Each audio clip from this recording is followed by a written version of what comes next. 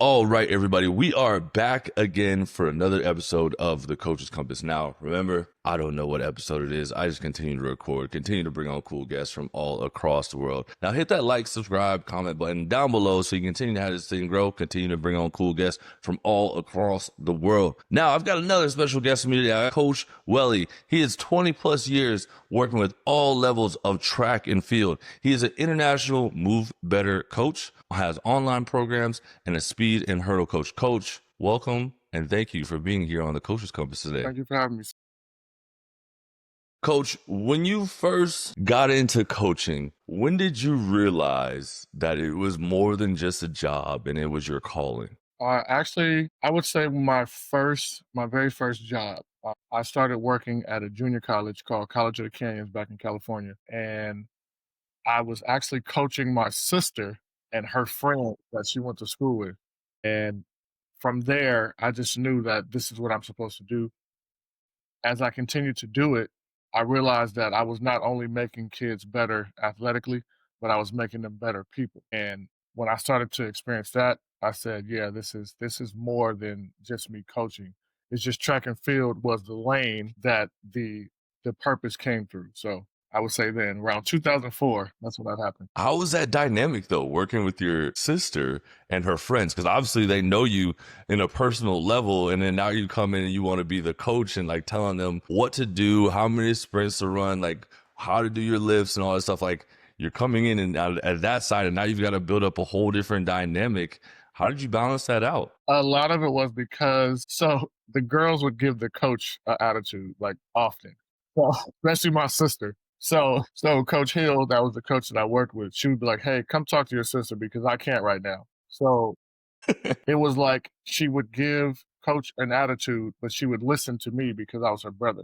So I'd kind of calm her down, get her to zone back in, and then she would literally zone back in, and then practice would be okay after that. So I think a lot of it was I was like the mediator during the whole process. But yeah, If you look back to the stuff that you were doing back in 2004 in your first years of coaching, and now you look at it yourself coaching now, how has it changed and evolved your coaching over the years? And do you look back and you're thinking, you're like, wow, like why was I doing that back yes, then? And like, wow, I'm so happy I've actually continued to learn and grow. yes. I would say when I first started, I was literally just taking stuff that I learned in college and tried to apply it to my athletes. And now that I'm older, I was like, I had no clue what I was doing. And even in that, I was still kind of successful. But as I got older and started to learn and change things and add things, it's been a great journey since then. How hard though was it, because you talk about being an athlete yourself in college, making that transition of letting go of being an athlete, even though, you went into doing track. Because track is one of those sports that you can kind of continue to do as you get older, unlike football. Football has its expiration on it, even though there's 37U football and semi-pro and guys are out there trying to hit each Right. other and stuff. Yeah, they want to go out there and try to play.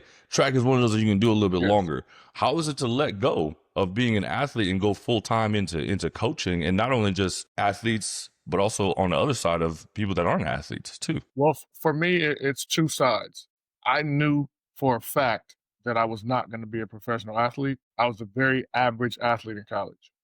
Scored a few points here, but maybe won one meet my entire college career. But I knew I wanted to coach. The flip side of that is I continued to train as if I was an athlete. So though I knew I wasn't going to be a professional, I knew that me continuing that was more of a lifestyle.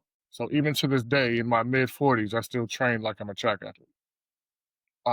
But because I knew I was going to be a coach around my junior year of college, I just started to already lean my mind toward I'm going to be a coach. I'm not going to be a professional. I'm not that good. Oh yeah. What are the parts of coaching that nobody warned you about that you kind of had to figure out on your own? The nitty gritty, the ugly part of coaching that nobody ever tells you, and you're like, man, like I wish there was a book on this. I would say you're more than a coach. A lot of people get into it and they're like, "Oh, I just want to coach," but you don't realize the different hats that you have to wear. You're a coach, sometimes you're mother, father, sometimes you're counselor, sometimes you're therapist, sometimes you're big brother. You're all those things wrapped into coaching because on a given day, you never know which athlete you're going to get. You may get the athlete who just had a death in the family, or a kid who doesn't really believe in himself. So you have to take off the coach's hat and then put on your therapist hat or your father hat. That part is difficult sometimes, but that's also where, like you said at the beginning, this becomes a purpose rather than just coaching. Yeah, for sure. And that's pretty tough to do, dealing with, your own life stuff, right? Because you're as a coach, you've got your own things going on, right? You got your own family, your own pressures of life. How do you deal with balancing, your own pressures of life and also being a coach and pouring everything into your own athletes and not burning out and feeling like some days man, I just want to go off and be by myself. Like, leave me alone. Well, a lot of it is having very caring wife because probably most of my time is spent with my athletes. So she understands that that's a part of my life, but it's just making sure that when I am home, I have to be present. Being in the area that I'm in, I have to coach. I have to create programs. I have to edit videos. I have to reply to people online. And then in that, I still have to be a father, a husband, and all those things.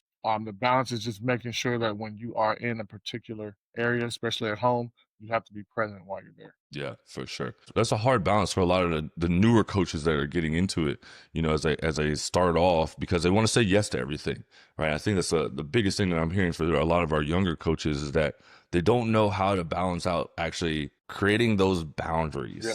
and being able to say no to all the opportunities, even though the opportunities might not be the avenue that they want to go Right. down.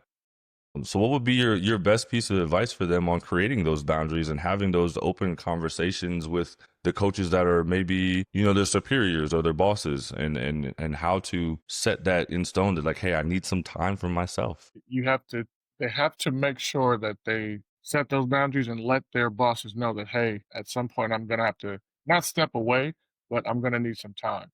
Because when you're dealing with a boss, they're going to work you pretty much to death.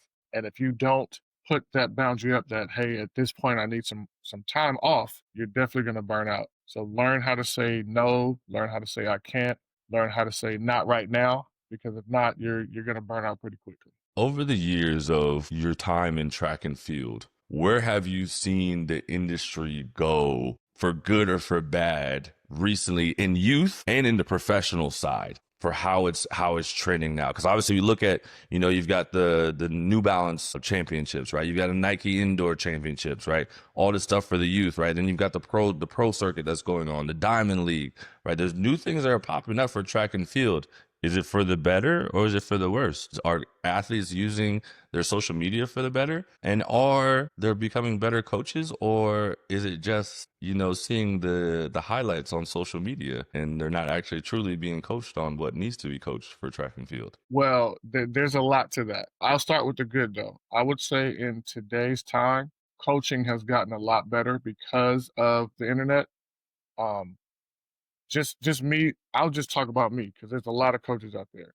But I've had probably thousands of people that contact me and tell me how me putting videos out and putting out YouTube stuff, how it's helped them help their athlete. So just that alone, and then you have other companies that are doing like great stuff and they're making people blazing fast. You have kids running 51 seconds as like 13-year-old females and just stuff like that has made the sport much better. People want to watch it now because of that. On the flip side of that, people are taking that as entertainment and they're more so wanting to be entertained as opposed to, like, for example, I'm not going to say the kid's name because I don't know how that works, but there's a kid on the internet right now. He's racing everybody and but he's not as fast as they make it seem because if it were for him to race a person that's actually out there living the track life, they would make him look really bad. But he can bank on that because he's beating people that are like social media influencers and they have millions of followers and he goes out and he races them and he wins. So they're like, oh, he must be so fast. That's kind of ruining our sport because there are people that are really doing this for real. Right. For a living, Yeah, like go out and train and do yeah, this every single this is day, life. not just, and don't get me wrong, showing up and doing a backyard race is awesome. Like I'm happy that people are challenging each other in a competitive way that's not Yes, harmful to anybody yes. else. But there is, like you're There's saying, levels to it. some merit. Yeah.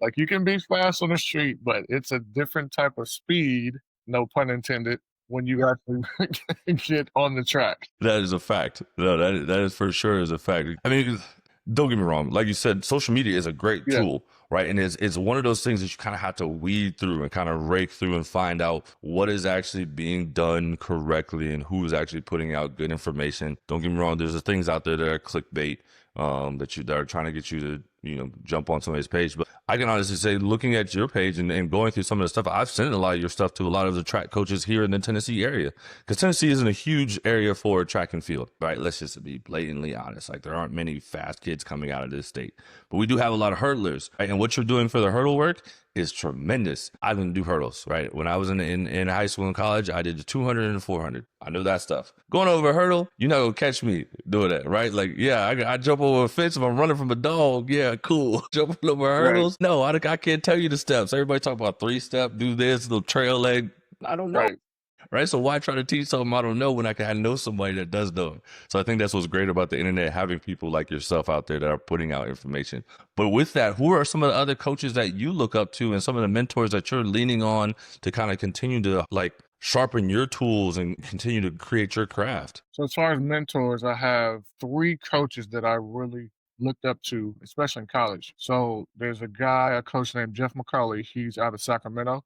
He was my college coach. He's where I learned a lot of my like technical stuff. He was a very technical coach. So when I first started coaching, I was a technical person. Like I said, I didn't really know what I was doing. I just knew how to teach you how to hurdle. Then Jeff Perkins, he's the head coach at UC Irvine right now. He was more of a speed and technical person. So I took a lot of the stuff that he does. I still talk to those two often.